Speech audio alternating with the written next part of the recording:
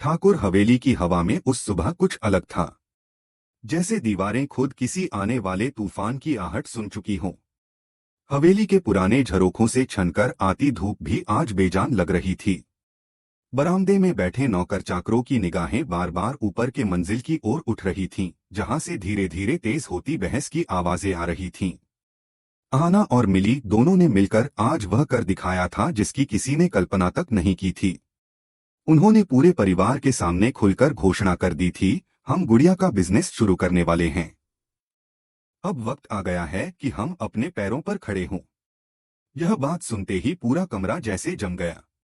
दुर्गा देवी ठाकुर की आंखें फैल गईं और अर्जुन का चेहरा गुस्से से लाल पड़ गया। वह फौरन खड़ा हुआ और गुस्से में कहा, आहाना, तुमने मेरे बिना पूछे इतना बड़ा फैसला कैसे ले लिया? तुम्हें अंदाजा भी है ये हवेली किन नियमों से चलती है? आहाना ने पलटकर सीधा जवाब दिया, कभी न कभी तो हमें अपने दम पर कुछ करना ही था अर्जुन। हर बार किसी की अनुमति का इंतजार करते करते जिंदगी थम जाती है।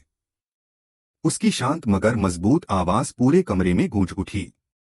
पल भर के लिए खामोशी छा गई और उसी खामोशी में दूर कहीं पुराना घड़ीघर 12 बजने की दस्तक देने लगा। हवेली के नौकरों में फुसफुसाहट शुरू हो गई, अरे अर्जुन बाबू अपनी बीवी पर गुस्सा हो गए हैं। अब दुर्गा देवी क्या कहेंगी? लेकिन किसी को अंदाजा नहीं था कि यह तो बस शुरुआत थी। असली तूफान तो अब उठने वाला था। वो हवेली जो सालों से परंपराओं और मर्यादाओं की दीवारों में कैद थी, आज उन दीवारों को तोड़ने जा रही थी। और इस बार कारण था मिली। वही मिली जिसे कभी इसी हवेली से अपमानित करके निकाल दिया गया था। वही मिली जो आज अपने हक और अपने सम्मान की लड़ाई लड़ने लौटी थी। जब अर्जुन ने पहली बार मिली को दोबारा हवेली के दरवाजे पर खड़ा देखा, तो उसकी आंखों में गुस्से की नहीं बल्कि सुरक्षा की लौ जल उठी थी।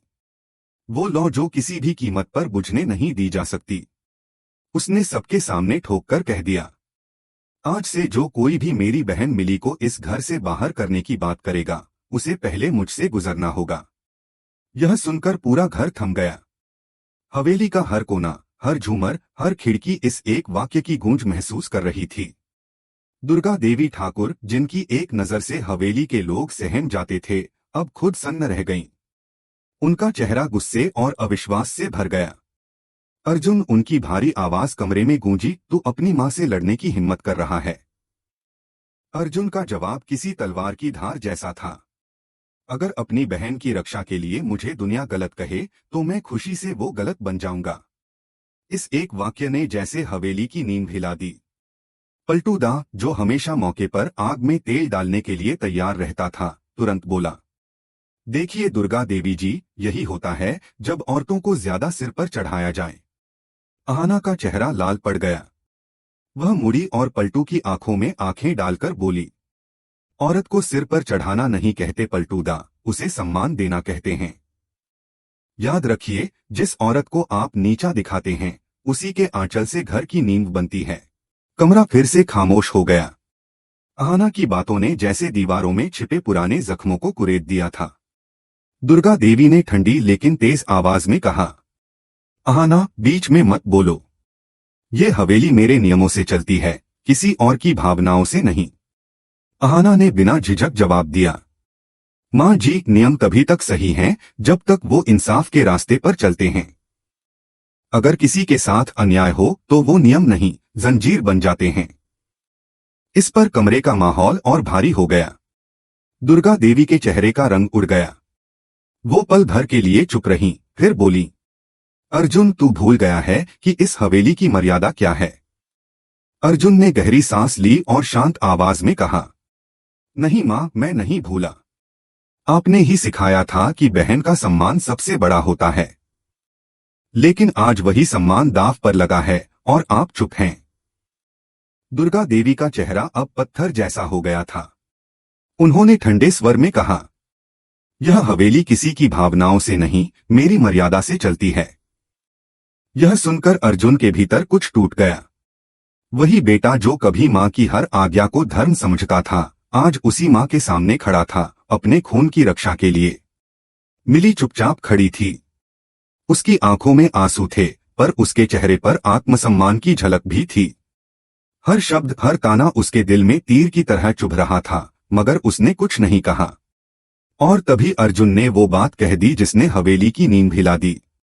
माँ, अगर आज आपने मिली को इस घर से निकाला तो याद रखना, मैं भी इस हवेली की दहलीज कभी नहीं लांघूंगा।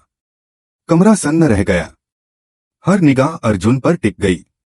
अहाना ने मजबूती से मिली का हाथ थाम लिया। दोनों की आंखों में डर नहीं बल्कि हिम्मत थी। कहते हैं, हर पुरानी हवेली की दीवारों में अनगिनत राज दफन होते हैं, लेकिन ठाकुर हवेली की दीवारों में वो राज छिपे थे जो पीढ़ियों का इतिहास बदल सकते थे। अर्जुन के शब्द गूंजते रहे, अगर मिली नहीं रहेगी तो मैं भी नहीं रहूंगा। उस पल ऐसा लगा जैसे हवेली की नींद में कुछ दरक गया हो। दीवारों पर टंगी तस्वीरों के चेहरे तक मौन हो गए थे। और दुर्गा देवी, वो जो हमेशा अडिग रहती थीं, उनकी आंखों में पहली बार हल्की सी नमी झलक गई। पर ये नमी दया की नहीं थी। ये किसी पुराने जख्म की थी जो अब फिर से हरा हो चुका था। हवेली की चौखट पर अब सन्नाटा नहीं बल्कि तूफान पसरा था। हर दीवार, हर दरवाजा जैसे उस कसम की गूंज से कांप रहा था जो अर्जुन ने अपनी मां के सामने खाई थी। अगर मिली को इस घर से निकाला गया तो मैं भी इस घर में एक पल नहीं रहूंगा। दुर्गा देवी ठाकुर के चेहरे पर पहली बार किसी ने जिद नहीं बल्कि असमंजस देखा था। उनकी आंखों में वो कड़वाहट थी जो सालों से पनपती रही थी, मगर आज पहली बार उसके पीछे छिपा दर्द झलक गया था। उनका गला सूख गया, मगर उन्होंने अपने आप को संभाला और बोली, अर्जुन, तू नहीं जानता इस लड़की का सच। जिस दिन जान जाएगा उसी दिन तेरा यह जुनून खत्म हो जाएगा। मिली की आंखें डबडबा गईं। वह एक कदम आगे बढ़ी और कांपती आवाज में बोली, माँ जी, अगर आप समझती हैं कि मैं झूठी हूँ तो सबके सामने सच कह दीजिए। आखिर वो कौन सा सच है जिससे मैं इस घर की दुश्मन बन गई? दुर्गा देवी ने चुप रहना ही बेहतर समझा। उनके मौन में वो बात छिपी थी जो वर्षों से हवेली की दीवारों में कैद थी। अहाना ने आगे बढ़कर कहा, सच चाहे जितना कड़वा क्यों न हो माँ जी, किसी का हक छीनने से बेहतर है उसे सामने लाना। अर्जुन ने अपनी माँ की ओर देखा। आपने हमेशा कहा कि ठाकुर घर की औरतें कभी झूठ नहीं बोलती, तो फिर आज आप क्यों खामोश हैं? कमरे में पड़ी भारी खामोशी को तभी तोड़ा पलटूदा ने, जो दूर खड़ा हर बात का तमाशा देख रहा था।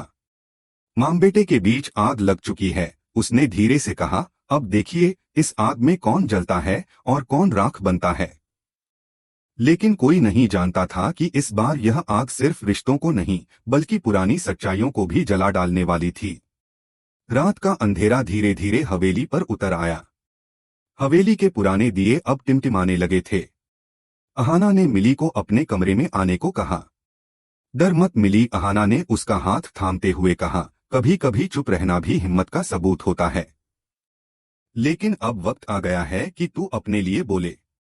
मिली ने आंसू पोंछे और बोली, दीदी, मैंने तो हमेशा इस घर को अपना माना था, फिर भी मुझे पराया बना दिया गया। अगर मैं बोलूंगी तो बहुत कुछ उजागर होगा, शायद इस घर की नींद तक हिल जाएगी।